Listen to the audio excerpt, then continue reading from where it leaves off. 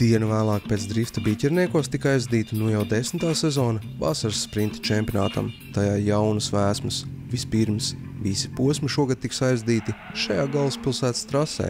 Tāpat ieskaits te beidzot sadalīts pēc piedziņas. Turklāt nu šī disciplīna pārvērtusies par asfalta braukšanas daudzcīņu.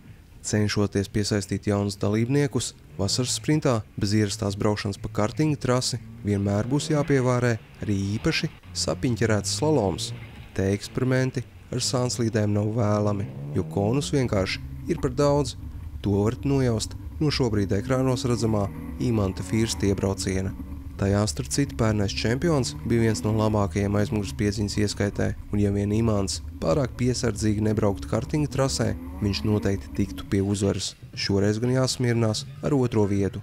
Pirmais tas stabilāk braucošais Jānis Skuiņš.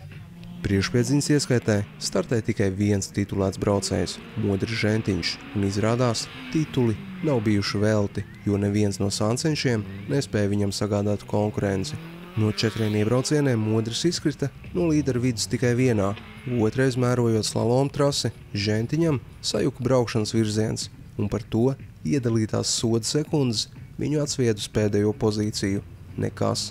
Viss jau bija panākts pārējos iebraucienos, un šāds Žentiņam uzvara pašajā sacīstē otro Rolandu Naudiņu. Žentiņa vārdi gan ir skarbi. Šādā slalom braucienā ar izgrieztiem riteņiem drīzāk jāuztraucas par pusasīm, ne rezultātu. Tādēļ vienīgais labums no slaloma ir vien iespēja uzsildīt riepas pirms traukšanās kartinga trasē. Pilnpiedziņas ieskaitē interesantāk, un tas patiesībā bija viena iemesla dēļ.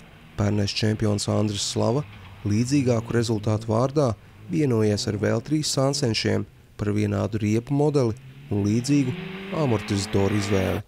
Šī noruna nepievīla, ja Ilmāram Vēņam nebūtu liksts ar gaisa padevas caurulēm, bet Jurim Jefhutam ar slalom braucienos iegūtajām soda sekundēm arī viņi būtu sīksti pretinieks Slavam. Šoreiz gan attiecīgi Jefhuta 4., bet Vēņš 3. Par uzvaru cīnījās pēdējos 2 gados nesakaujamais Andris Slava un pienācējs no supersprinta Mareks Žukuris. Žukuris patiesi mīnus papēžiem Slavam, vienā no iebraucieniem pa kartinga trasi esot pat ātrāks, taču tā kā pārbaudījumi ir 4 un 3 no tiem uzvar Slavam, Žukurs te 2. Starp citu, šādā pašā pilnpiedziņas ieskaitē ar sliku riepām labākais Agrs Štikāns.